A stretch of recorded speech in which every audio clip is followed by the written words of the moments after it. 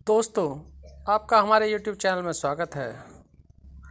आज बात करेंगे कि अपने भारतवर्ष में ज़्यादा से ज़्यादा नौकरियां कैसे मिलें, ज़्यादा से ज़्यादा रोज़गार कैसे मिले, ज़्यादा से ज़्यादा बच्चे जॉब कैसे पा सकें। अच्छा, आप ही एक चीज़ बताइए, यदि वैकेंसियां आपके पास में वैकेंसियां कम हैं, सीट मतलब जॉबें कम हैं और आदमी अधिक आ जाते हैं, तो आप क्या करेंगे?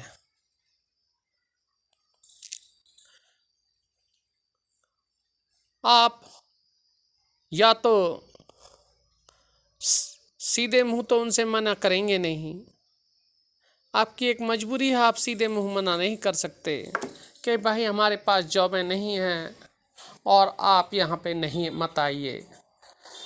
आप क्या काम करेंगे? उनको छटनी करने के लिए कंडीशन पर कंडीशन बढ़ा देंगे, शर्तों पर शर्त लगा देंगे। तब भी कैंडिडेट उन शर्तों को भी पार करके आते हैं तो फिर उसके बाद और कुछ शर्त लगा देंगे, और तब भी ज़्यादा आते हैं तो फिर उसके बाद कुछ और शर्त लगा देंगे, फिर और एक एग्ज़ाम रख देंगे, फिर और कुछ क्रिटिकल एग्ज़ाम रख देंगे। तब भी बहुत आते हैं तो फिर क्या करेंगे आप? फिर आप ऐसा करेंगे कि जो उस जॉब से रिलेटेड सवाल नहीं है उस तरह के सवाल पूछना चालू कर देंगे, फिर दूसरे पेशे के सवाल पूछना चालू कर देंगे। मान लो आपको डॉक्टरी के पेशे की जॉब है तो वो रेलवे का सवाल पूछना चालू कर देंगे, बताइए ट्रेन कैसे चलेगी, और बताइए मतलब मास्टरी के मतलब बच्चे कैसे पढ़ाए जाएंगे, यानी कि वैज्ञानिक को मतलब मिसाइलों को कैसे चलाया जाएगा। एक चीज़ बताइए, जब आपके पास में जॉब ही कम है तो आप तो कोई ना कोई शर्त उनको लगानी ही पड़ेंगी आपको, और रात दिन लोग आपके पास में आ रहे हैं, आप मना भी नहीं कर सकते क्योंकि आपकी बंदिशें हैं। आपने सीधा मना कर दिया तो आपकी जनता आपसे सवाल पूछना चालू कर देगी। आपके जिनका जिम्मेदारी आपके ऊपर है, जो आपके नागरिक हैं, जिनको आपने कॉलेज और यूनिवर्सिटियों से डिग्रियां दी हैं, वो तो जॉब मांगेंगे। आपके पास जॉबें हैं नहीं उतनी, तो आप क्या करेंगे? आप शर्त पे शर्त बढ़ाते चले जाएंगे,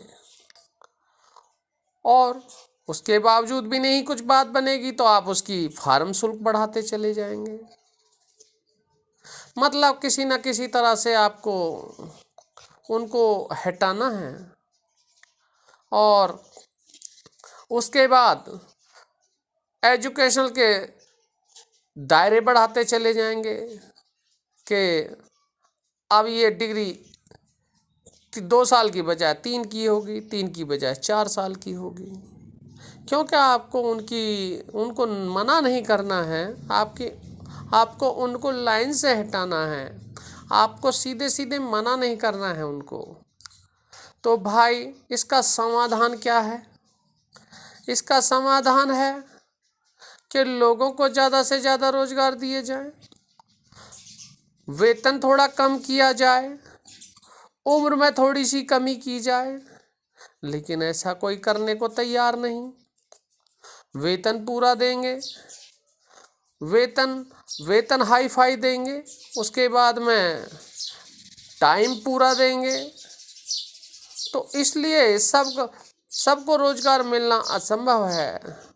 और मैं तो ये कहता हूँ कि मुश्किल से 50% जो डिग्रियां पा के आते हैं उनको 50% को भी रोजगार मिलना मुश्किल है,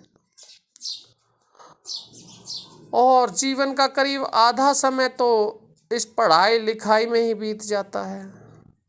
तो फिर आगे आधा समय बचता है, आपके पास में चुनौतियां बहुत होती हैं, आपके पास में जिम्मेदारियां बहुत होती हैं, तो फिर आप क्या करेंगे?